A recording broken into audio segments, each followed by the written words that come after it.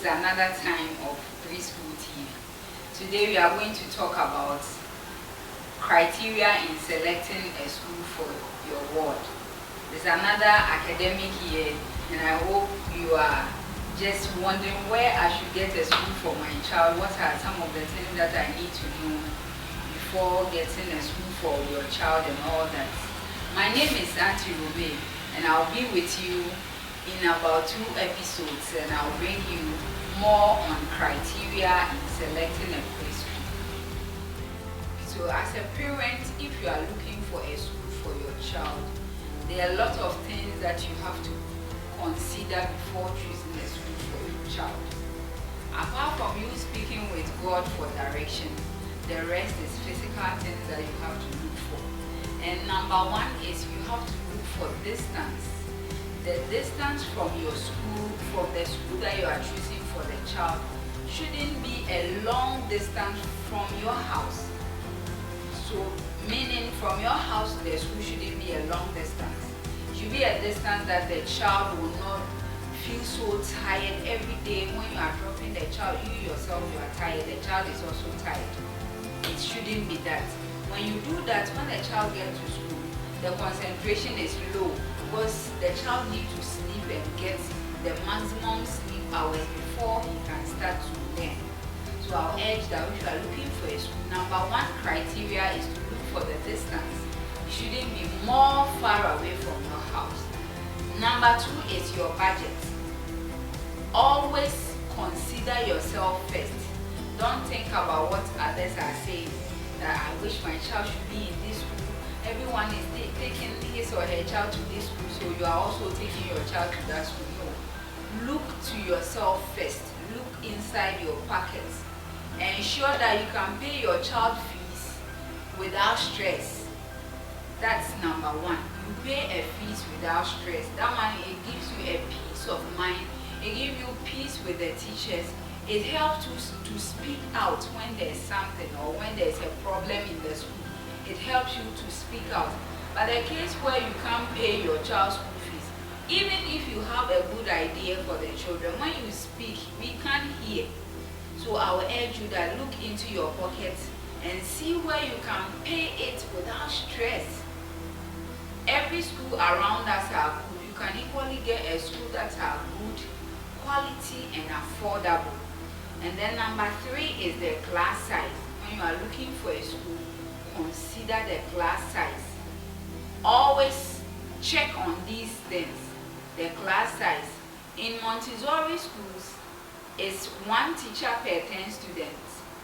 And then in other schools, I know it's 20 teachers, 20 children per 1 teacher, and so on and so forth.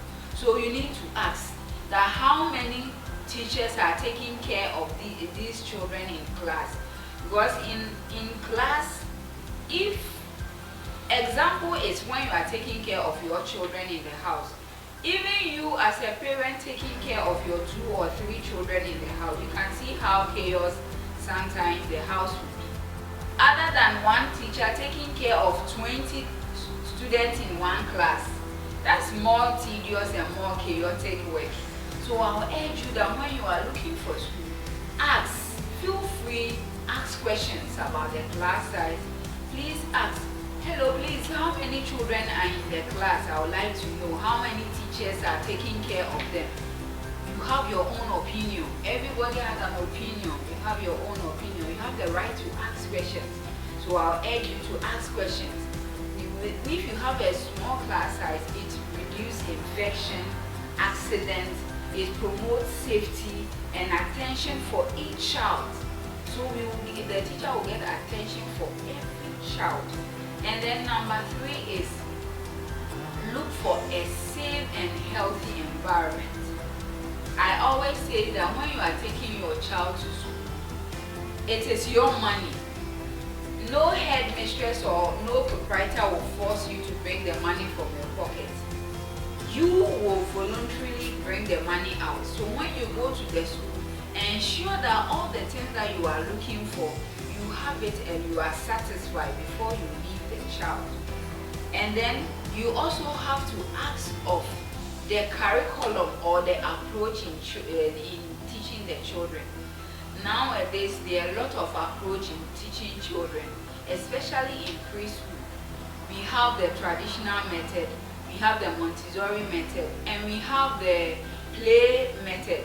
So you can feel free and ask every teacher or whoever is in charge that which method are you using in teaching the children. And I believe that by you asking these questions, you will feel free and you will know where to take your child to. And another one is material and then settings. If you are looking for a school, you should also ask if the material they are using to teach your child will have an impact on your child, or the child will just go play and come home like that. So a typical one is what you can see behind me.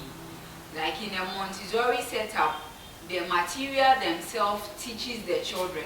So the teacher is just there, or the directress is just there observing the child to learn. But in the traditional school, the teacher stand in front of the children and teach. So whichever way you want for your child, when you go, you need to ask. So you ask of the material and then the setting for the children, or the resource that the school is using to teach the children. I hope that all these things, if you are able to ask, it will go a long way in helping your child, and you will choose a better school for your child, and you'll be happy the results that you will get at the end of it all. Thank you so much for watching. My name is Auntie Romay. Until I meet you on the next episode, stay tuned and watch out for more. Bye bye. Kindly subscribe to our channel, like and share. Click on the bell to get notifications anytime we send a video. Until then, see you and it's bye bye.